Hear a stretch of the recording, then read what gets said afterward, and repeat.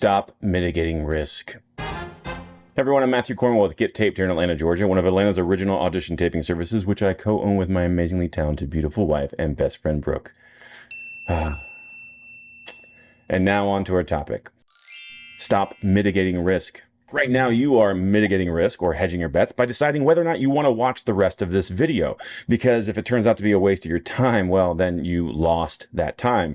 Your investment went to zero. And you realize you would have rather doom scrolled on some other social media app instead of watching me. Now, before I jump into the actor side of things, it's helpful to actually use studios as a framework for this argument. Dating back to the dawn of Hollywood, if you will, and sort of tracking that up to present day, there's been a shift in how Hollywood works. Now, to be clear, they're in the business of commerce. Yes, their product is art, but those lines have always been blurred because in the end, if you don't make money, commerce, then you can't make more movies, art. But with the advent of streaming over the last 15 or so years, there's been an acceleration in a change that has really been unsettling to many people. And that is the obsession over the quarterly report of the company. Now that you have companies like Apple and Amazon leading the way, that are not studios. They are not founded on this idea of telling stories. They are tech companies. With them sort of leading the way in many respects, there's been the shift to, are you making money this quarter? Whereas in previous decades, it wasn't the dominating factor as much as maybe the yearly report or the 5-year forecast. Studios were able to invest longer term without having to prove those results in the short term compared to how much pressure there is today. So without boring you to snot with details that are not relevant to our argument, just think about it this way.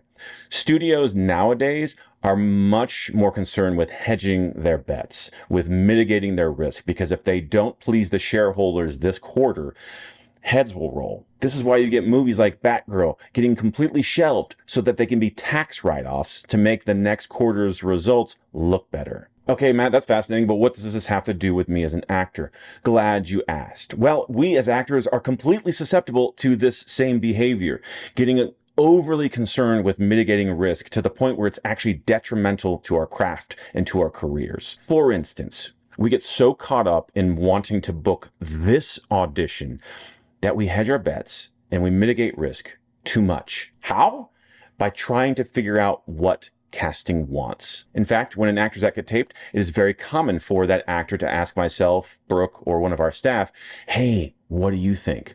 And it doesn't always come across as a collaborative question of, hey, I want to play, let's find some more nuance to this audition. No, the bulk of the time, it's an actor coming from a fear-based mindset, wanting to hedge their bet so that they can give a nice, safe read that they think is what casting wants.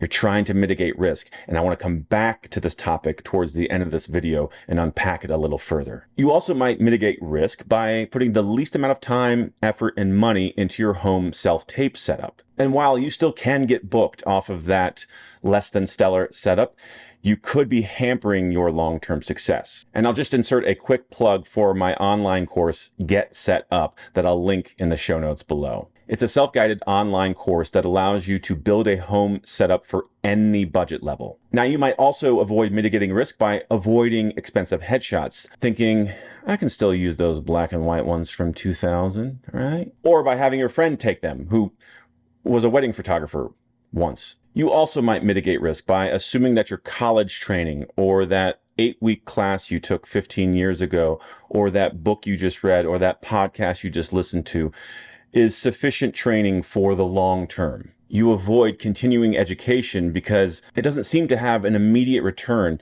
It just has a price tag. And so for this next quarter coming up, it's not going to look good on your balance sheet. So you nix it from the budget thinking that your auditions are going to somehow be sufficient to keep you trained. For context, I'm over 20 years into my career, and I just completed a weekend workshop that was mind-blowing in so many ways. With more than 12 hours of content spread out over the whole weekend, I learned things that I didn't even realize were weak spots in my own career, and now I have tools to address them. And I know the workshop would be career changing to any actor who has ever tried to mitigate risk. And I'll quickly plug the facilitator of the workshop, Joe Town with the Performer's Mindset, who I've talked about before on this channel. Check out his information in the show notes below. He has so many resources that have the potential to be career changing for you. But here's the conundrum for actors, many of us. We say we want to be famous, successful, to walk the red carpet, to hold that statue one day. But our actions are telling a different story. They tell a story that is short-sighted, quite honestly. And this fixation on the short term will prevent you from making investments in your career that will pay huge dividends in the future. And since I'm using financial terms, let me ask you a direct question about your finances. Do you currently have an IRA? And if you don't know what an IRA is, do you have a savings account? And are you prioritizing paying yourself first out of every paycheck that you receive? Because every financial guru ever will tell you how important it is to save money from every paycheck that you receive, whether it's 5%, 10%, 20%, whatever it is. And some of you might say, I'm not at a point where I can actually save money. And those same financial gurus might argue something called the Starbucks factor. If you're buying a $7 coffee drink every day and you stop doing that, that's $50 a week. Right now, you could be putting into a savings account. But instead, we want that short-term reward because it's really hard to think about future Matt, to make the decisions today that future Matt will thank me for. But I digress. Back to acting. Though all of these behaviors are intertwined, ingrained in our DNA, if you will. What I'm getting at is this. Actors look at training with an eye at the price tag first. Understandably so, since we're known to not be financially stable. And so when you see a weekend workshop like the one I just took, and it has maybe a price tag that gives you sticker shock, you immediately jump to that and you're blinded to what might be that long-term value you're going to get from the workshop. Value that in the end will greatly exceed the price tag itself. Now, scams exist, or some classes and workshops just aren't worth it, and it is hard to discern. But even when you trust the teacher or the studio, you know it's going to be a reputable workshop or class, it's still hard to see what might be those long-term benefits. So like the workshop I just did with Joe Town or our Sam Christensen weekend, people oftentimes are thinking, oh, well, that's just too much money for me right now. Well, I don't know if it's going to be worth it. But if that workshop saves you time on every single audition moving forward, there is a very real cost savings associated with that. Heck, if that workshop increases your joy in the process of navigating this career,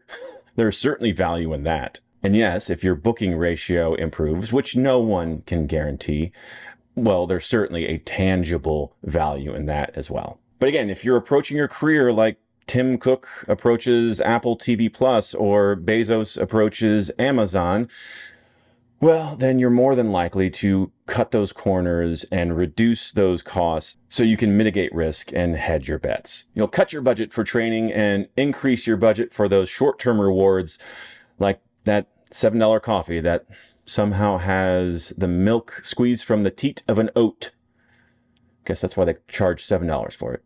And I wanted to circle back, as promised, to the audition process to talk about how this mitigation of risk can be backfiring on you. If you spend the entirety of your prep trying to fit your performance into what you think casting wants, you have lost already. Every part of that sentence is death to your audition. Fitting, idea of, what casting wants, all those phrases are useless to the actor because you think you're mitigating risk, but what you're just doing is creating the safest audition possible. And when's the last time a safe performance won an Emmy or an Oscar? I'll wait.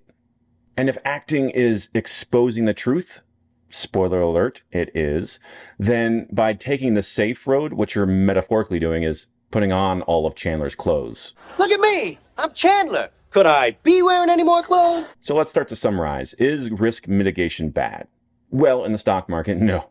It's actually a good thing. At the casino, just don't go in to begin with. That's the best risk mitigation. Likewise, driving a car, definitely want to mitigate risk there and hedge your bets. And in a lot of areas of life, risk mitigation is great. But as actors, we need to be very careful of how this manifests in our career. It can be the death of your craft, and it can be preventing you from expanding your craft and your career by saying no immediately to life-changing, career-changing opportunities, i.e. workshops and classes. And to close, I'll just invite you one more time to check out the show notes below so that you can learn more about Joe Town's The Performer's Mindset and the Sam Christensen Image Process. For the Sam Christensen process, we hold periodic free preview events where you can come either in person or virtually to learn more about the process and how it might benefit your career and your life. Check our website for dates that are coming up at the end of May, both in person and virtual. And of course, as always, if you have questions about this idea of mitigating risk, when it's good, when it's bad for actors, please drop a question or a comment below. That's it for now. Thanks for watching, and we'll see you on set.